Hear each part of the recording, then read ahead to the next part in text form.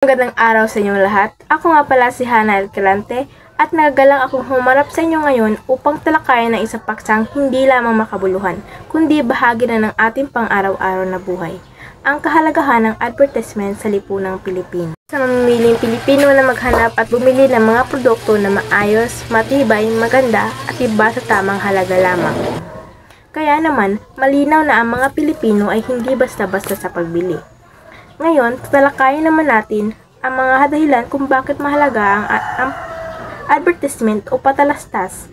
Gaya ng nakikita ninyo sa graphic organizer na ito, ang patalastas ay hindi lamang basta pang-akit sa mga mamimili. Ito ay may mas malalim na papel sa ating pang-araw-araw na buhay. Una, ang patalastas ay nagbibigay sa atin ng impormasyon. Sa pamamagitan ng mga patalastas, nalalaman natin ang mga bagong paninda at paglilingkod na maaaring makatulong sa atin. Halimbawa, kung may bagong cellphone na lumabas, malalaman natin ang tungkol dito sa pamamagitan ng patalastas. Ipinapakita sa atin ang mga katangian, kapakinabangan at kahalaga nito. Pangalawa, ang patalastas ay nagsisilbing gabay sa pagbili. Sa pamamagitan ng mga patalastas, nakikita natin ang mga pagpipilian na makukuha sa atin. Nagkakaroon tayo ng idea kung ano ang ating bibilihin at kung saan ito mabibili. Halimbawa, kung gusto nating bumili ng sabon, makikita natin sa mga patalastas ang iba't ibang tatak, amoy at kinabangan ng bawat isa. Pangatlo, ang patalastas ay nagbibigay ng pagkakataon sa mga negosyo na ipakilala ang kanilang mga paninda at paglilingkod sa mas malawak na madla. Ito ay nagbubukas ng mga bagong pagkakataon para sa kanila na lumago at umunlad. Halimbawa, kung may bagong kainan na nagbukas, gagamit sila ng patalastas para ipaalam ito sa mga tao. Pang-apat, ang patalastas ay nagbibigay sa atin ng dagdag impormasyon na makakatulong sa atin sa pagdedesisyon. Hindi lang simpleng impormasyon, kundi karagdagang detalye na makakatulong sa atin sa pagpili ng paninda o paglilingkod na babagay sa atin. Halimbawa, kung bumibili tayo ng pagkain, makikita natin sa mga patalastas ang impormasyong pagnutrisyon nito. Panglima, ang patalastas ay nagtuturo rin sa atin na maging kritikal sa pagkonsumo. Dapat natin suriin kung totoo ba ang mga sinasabi sa patalastas. Dapat natin pag-isipan kung kailangan ba talaga natin ang paninda o paglilingkod na inilalako. At panghuli, ang patalastas ay nagsisilbing paalala sa atin ng mga bagay na mahalaga tulad ng kalusugan, kaligtasan at pagmamahal sa pamilya. Halimbawa, may mga patalastas na nagpapaalala sa atin na maghugas ng kamay para maiwasan ang sakit. Sa madaling salita, ang advertising o patalastas ay may malaking gampanin sa ating lipunan. Hindi lang ito basta para magtinda ng paninda, kundi para magbigay ng impormasyon, gumabay sa atin sa pagbili, magbigay ng pagkakataon sa mga negosyo, magbigay ng dagdag impormasyon, magturo sa atin na maging kritikal at magpapaalala sa atin ng mga mahahalagang bagay sa buhay. Kung kaya't malinaw na ang pag-aanunsyo ay may malaking papel sa ating lipunan. Ngunit upang maging epektibo ang isang patalastas, kailangan itong maunawaan at tangkilikin ng mga target na mamimili.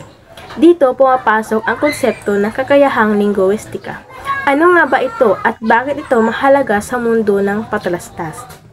Ang kakayahang linguistika ay tumutukoy sa ating kaalaman at kasanayan sa wika.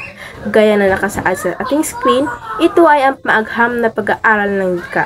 Nakatuon ito sa iba't ibang aspeto ng wika tulad ng ponolohiya o palatunugan.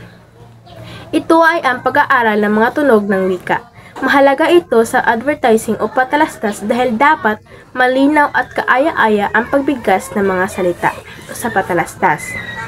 Morpolohiya o palabuuan ng mga salita.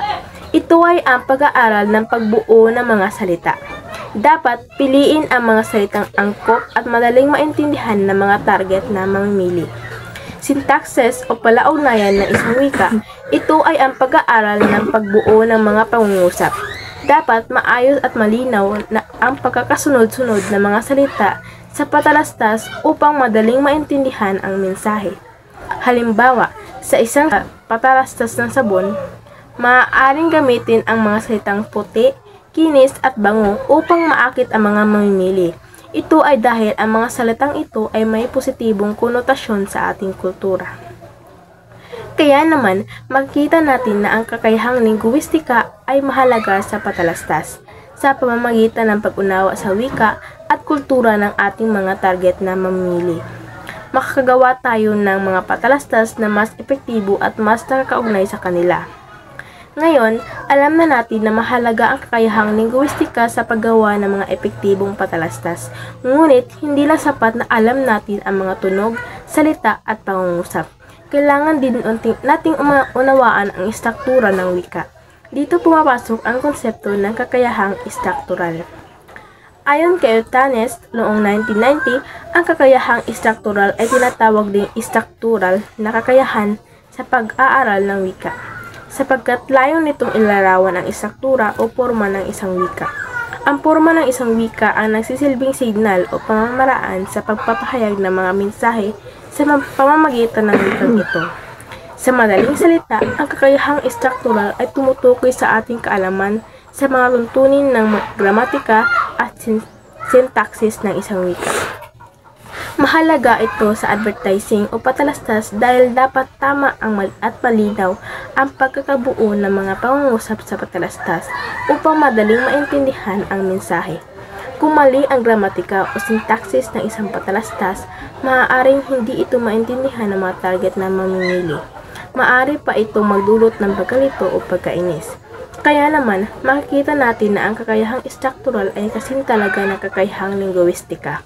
Sa advertising, sa pamamagitan ng pag-unawa sa istruktura ng wika, makakagawa tayo ng mga patalastas na mas malinaw, mas epektibo at mas nakakaugnay sa ating mga target na mamimili. Para mas maintindihan natin ang konsepto ng kakayahang istruktural, tignan natin ang isang halimbawa. Hindi pula ang t-shirt niya. Hindi pula ang t-shirt niya. Sa halimbawang ito, makikita natin ang pagkakaiba sa kahulugan ng pangungusap depende sa kung paano ito binuo.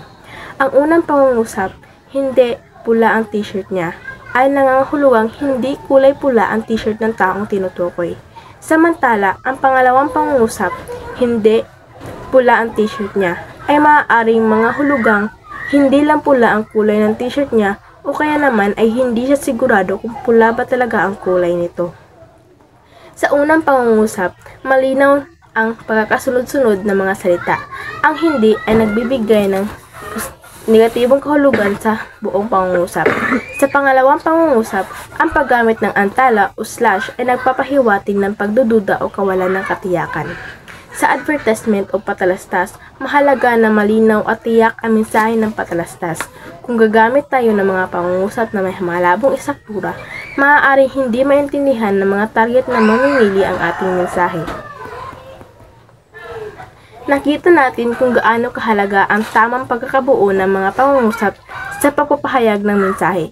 At ito ang nagdala sa atin sa huling mahalagang aspeto ng wika sa ating tatalakayin sa konteksto ng advertisement, ang kakayahang gramatikal. Ang kakayahang gramatikal ay ang pag-aaral kung paano nagkakaugnay ang mga salita para makabuo ng maayos na kaisipan. Tumutukoy ito sa tamang paggamit ng Filipino para makabuo ng makabuluhan at epektibong pangungusap. Mahalaga na tama ang sistema ng pagkakabuo ng pangungusap at mas maganda kung ito ay masining at kaakit-akit pakinggan o basahin.